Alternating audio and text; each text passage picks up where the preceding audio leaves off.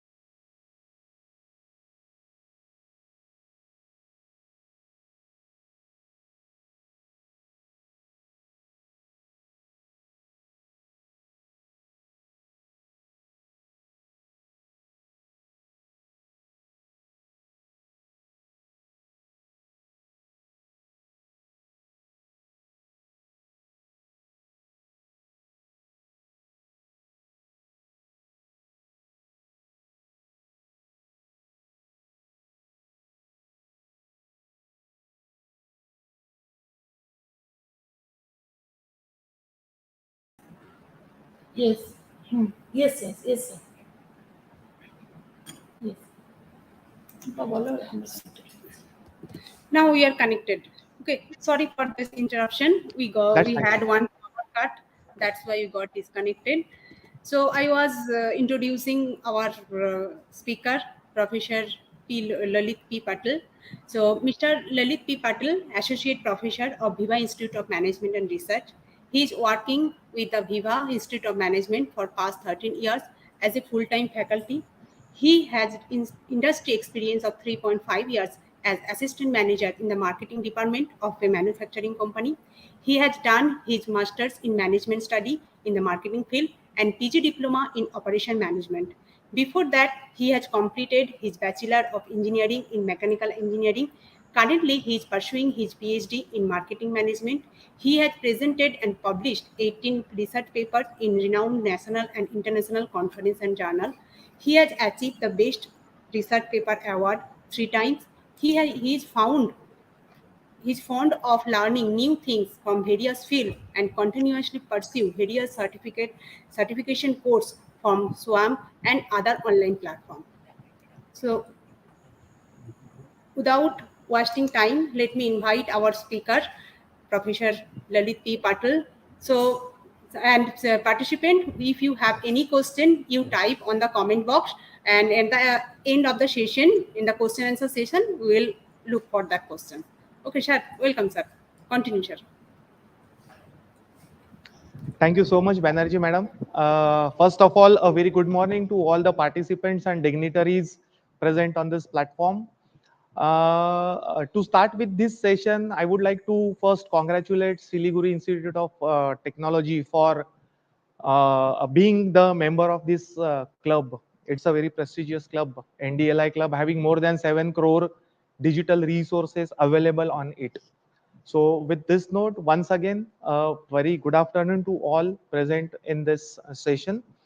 I'll be talking about the impact of the COVID-19, this pandemic, on the various business sectors, as well as the opportunity which can be seen, okay, after this pandemic effect on the businesses. Okay, so ma'am have already introduced me very nicely. Thank you so much, madam. So without taking much time, let me just share my presentation with you. And with the help of the presentation, I will be discussing the things with you.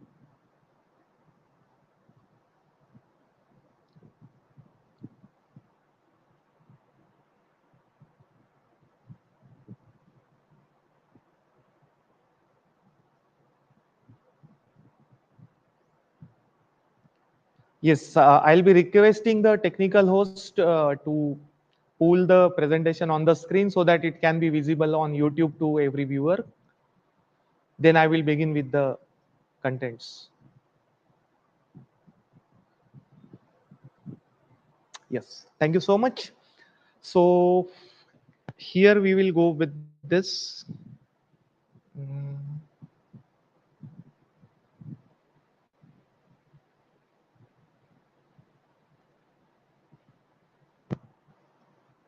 Okay. I hope the presentation is visible to the participants.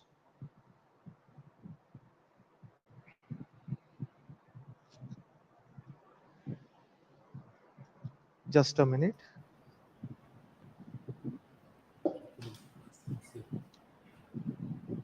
Okay. So this is what is the today's topic: impact and opportunities in business management post COVID-19 in an Indian perspective. So a small background of this discussion. The SARS, which is known as severe acute respiratory syndrome, often we had been used these words from past 2.5 years. The pandemic, coronavirus, then COVID-19. So this is what is the flow. SARS is the name of the syndrome. Then it is the virus which is causing this disease is called as coronavirus, and this disease is named as COVID-19 coronavirus disease. It is CO corona, VI virus, and D stands for disease. And since it was discovered, this particular virus and this disease was discovered first in Wuhan in 2019. And this is how the it is renamed as COVID-19. and the situation that has arrived due to this is called as what is known as COVID-19 outbreak. So a very small introduction about various sectors of the economy. First, we will go through the list. The very first is the primary sector, consists of agriculture and mining. Secondary sector, which is consist of manufacturing sector, automobile sector, textile and apparel, pharmaceutical and chemical, electronics, solar power, and construction. Then we have the service sector, which is one of the biggest employment provider in India: tourism and hospitality, transportation, healthcare, IT, BFSI, banking, financial services and insurance, media and entertainment, retail. All these are the industries which are falling under this particular sector. So in this discussion, I'll be hardly taking your 20 to 25 minutes. Then we can have possibly the question answer session. So in India, the primary sector comprises of the industries associated with extraction of production of raw material. See, whatsoever is the manufacturing, whatsoever is the industry in which the manufacturing is being carried out, okay, the raw material will be supplied by the primary sector. It provides employment to about 43.21% of the population in India, and it contributes to about 16.1% of the GDP. It's a very considerable amount. Then come to the impact of COVID-19 outbreak on primary sector. Okay, so basically, as we have seen, that the primary sector is comprises of agricultural industry and the mining industry, from where the raw material is being extracted, and then after processing, it is being converted into the useful products. So due to strict lockdown, people were not allowed to move out their home. The crops were unbattedly stays in the fields. Okay, though they were at the time of harvesting, they were still standing in the fields, as the food outlets like restaurants, hotels, sweet shops were closed. So there was no demand for the raw material from the fields. See, demand during that period, if you talk about March 2020, till the strict lockdown period of about 2 and 2.5 months. Okay, then in a phase manner, it was unlocked, right? So during those almost 3 months, all these outlets were closed. So for these items, the demand was created only by the households. Okay, it was not even the 50% of the regular demand. So it was the agricultural industry which impacted, though the essential services were kept open by the government even during the strict lockdown period. Okay. Again, the tea-based industry which are in India were suffered very badly, because their substantial part of their products and their business is depending on the export that they have. Then coming to mining industry, as the overall demand for the metals and minerals were drastically fallen during that period, because all the manufacturing industries were strictly shut down. No labors were available. No physical operations were allowed by the government. Okay, to prevent the further spread of the disease. Okay, so definitely this trimmed down their prices, the raw material. Okay, their prices fallen. Even the mining industry entities has also experienced a drastic drop in their share prices, because they were not able to operate in the industry, operate in the market. They were not able to generate the revenue, and so their profit margins were affected very badly. And it is directly linked with the share prices of those entities, those organizations. Coming to secondary sector, it provides employment to about 24.9. Again, it's a substantial part. Okay, population in India.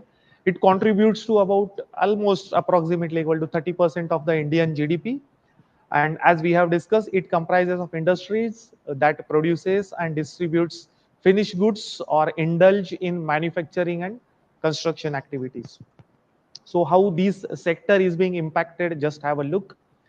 The manufacturing industry, whatever raw material they had purchased, okay, in the hope of manufacturing and providing the final products to the customers, all those raw materials, whether it is raw material, whether it is work in progress, or whether it is the final product, everything was simply held up in the godowns, in the warehouses, in the factories, and revenue was absolutely at halt. As far as automobile sector is concerned, again, people were badly going through the situations where they did not had the sufficient money to run their daily houses, to fulfill their household needs. So there was a drastic fall in the demand of the automobiles. Textile and apparel, again, it is approximately the workplace for 45 million Indians, and they were not allowed to go to the factories, and everything was kept at halt. As far as pharmaceutical and chemical industries are concerned, specifically pharmaceutical industries, there was a exactly opposite picture.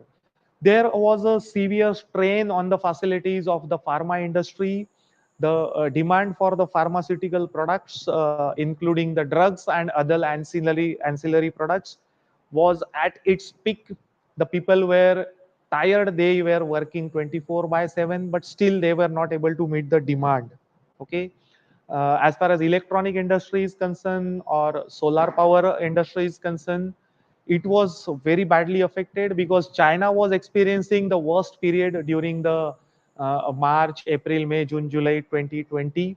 And India in these two industries heavily depending on the raw material supplied by the China. So those industries of secondary sector were also badly affected. Then construction and engineering, as we have already discussed, that all the manufacturing plants except the essential goods were absolutely kept at halt. Construction, no labor was available, so construction was also absolutely at halt. Moving to next slide. Impact of COVID-19 on the service sector. Okay. See, as far as now service sector is concerned, it provides employment to about 31.9, and it is the highest contributor to the GDP, this sector. Okay, service sector, which is contributing approximately 54 to 55% to the entire GDP of India. Okay. So service sector comprises of these industries, as I have already mentioned: tourism, transportation, healthcare, IT, BFSI, media, and retail. As far as tourism and hospitality is concerned, everything was absolutely kept on halt.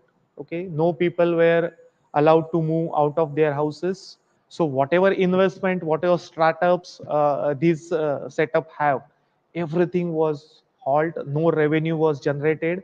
Whatever investment they did to purchase, to set up the business, to purchase the raw material, everything was blocked, right?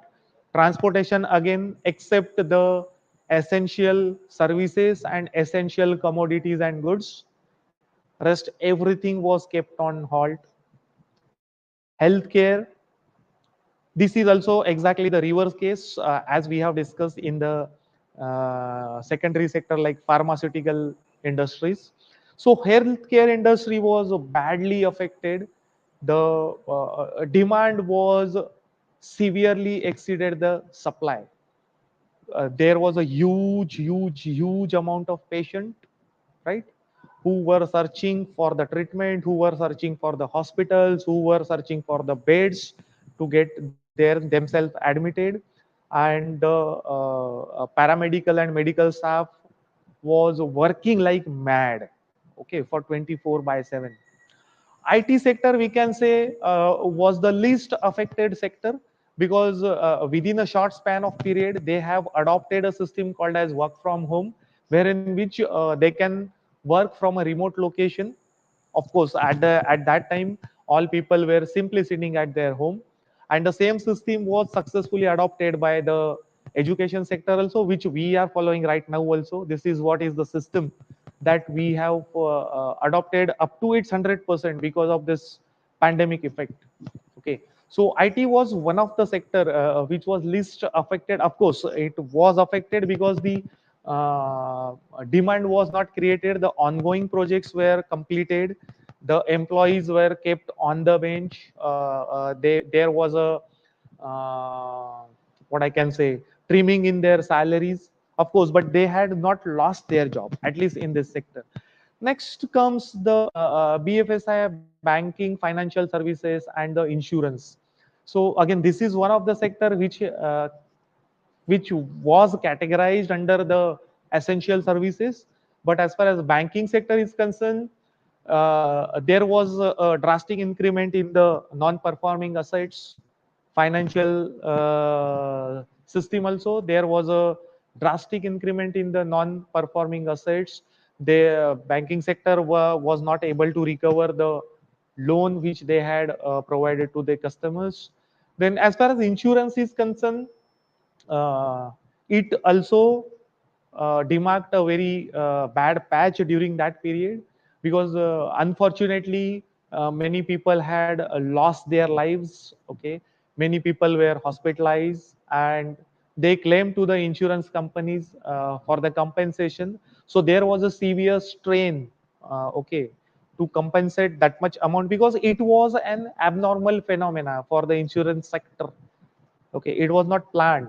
That much budgetary provision was not there with them, and all of a sudden they had to settle the claims raised by their customers. Okay, media and entertainment, again the shootings were closed. Everything was kept on hold, because it is one of the biggest industry in India, whether it is Bollywood, whether it is Tollywood, whether it is any other type of movie, or the what so called the small screen, the television industry. It's a very huge industry contributing to the Indian economy. It was kept on hold, but slowly, several web series, several movies were released on the OTT platform. But surely, majority of the people who are assisting this industry had lost their jobs. Okay. Retail also, as far as the essential commodities were concerned, only those products and services were functional. Rest everything was kept on hold. Okay. So moving ahead, the post-pandemic business opportunities. Now, up till now in this presentation, whatever we have seen are the effects of the pandemic period, okay, on the primary, secondary, and the service sector. Now, out of this situation, what would be the best that you can look for? Okay, so the previous part was the past, and the next part of this presentation can be considered preferably as the future scope or the opportunities which has been arise out of this situation. So though COVID-19 pandemic affected businesses severely, there is still hope for the better days to a business world. See, because whatever will be the situation, the show must go on. So the opportunities like make the businesses world future ready. Okay, and these are several options which can be utilized, which can be adopted by the businesses. Drive growth from new innovative possibilities. I mean, try to sell the same product in an innovative way, right? Try to cater the same service in an innovative way, so that you can attract more and more number of customers to you. Okay, take appropriate actions, take remedial actions. You should be proactive, you should be reactive. Okay, see, as if now the businesses were reactive, okay, from past one and a half year, but now the businesses has to be proactive. They should what I can say, foresee the situation before that situation is arising, and the businesses should have an answer to fight, to react to those situations. Okay, transform the businesses and just move forward. The other opportunities are like opportunity to build a businesses resilience. See, try to set up a business model in such a way that it should be able to operate in any situation that is arising in the market. See, because nowadays also market is not yet stable. The demands for several products has risen, but it is not stable. There is a drastic changes. It has to be and at its equilibrium. See, whether it is a service or whether it is a product, in any sector, the demand for the services, products should be at its equilibrium. So if the demand pattern is very volatile, then you should set up a business model which can positively react to the any situation which is arising in the market. Next is opportunity to build crisis response strategy. This point I have already covered in the previous topic, in the previous point, to avoid any kind of future disruption of the business. Whatsoever will be the situation, your business should respond to that situation in a very positive way. Okay. Next is opportunity to conduct more rigorous review. Okay. Whatever you have experienced in the past, try to collect the data, why that situation has arisen, how to overcome that situation. This is one of the kind of I can say the future forecasting or the business forecasting. Okay, try to learn the lessons from the past experiences, okay, and make your future path more better. Opportunity to enhance business value, to build a strategic resilience for tomorrow. Make your business so strong that no external entity can affect your business. Then whether it is man-made calamity, whether it is natural calamity, whether it is the any pandemic situation, whatsoever is the situation, you should be strong enough to sustain in any situation. Okay. Then of course this point I have picked up very wisely. Design a pandemic proof offer. Okay. Try to virtualize and digitize the business offering. Okay.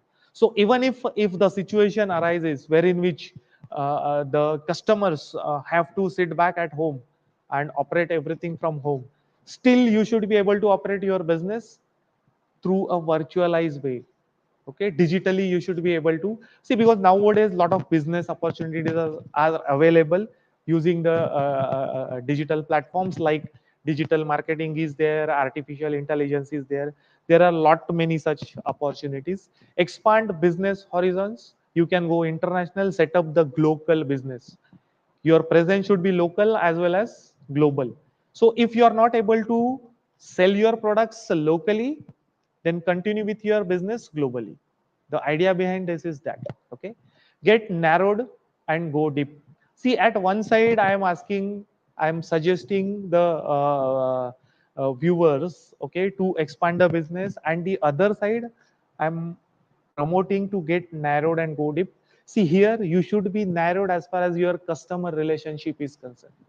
Try to establish such relationships with your customers. So even if the situation arises where your customer is not able to connect with you, in future, wherever he will be able to connect, you should not lose that customer to your competitors. Okay. Next is opportunity to collaborate, build strategic alliances, and collaborate with the ancillary businesses and complement with each other. That concept is called as collaborate and complement. Okay, you grow yourself and let other also grow along with you. Okay, and this would be my final thought for this session.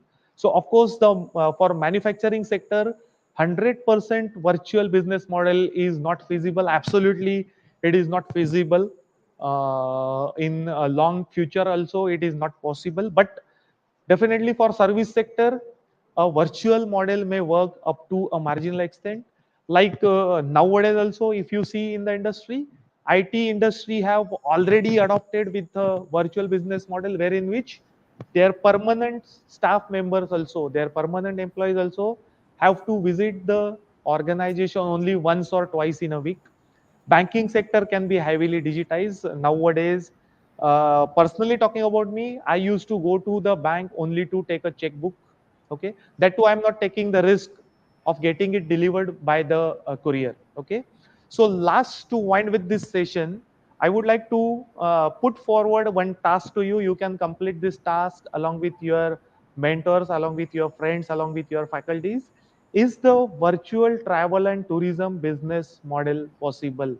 Like the IT sector have adopted the virtual businesses model. So as far as travel and tourism is concerned, can these services be catered virtually? You can find the data for this, you can find the possible solution for this. If possible in future, you can connect with me. Debarati madam is already in touch with me. You can reach to me through her. and possibly we can discuss with this. So I think with this note, I would like to conclude the part whatever I was supposed to deliver to you. Your question and answers are always welcome. I would request Banerjee madam to continue with the further session. Thank you, madam, and thank you everyone. Any Okay. question?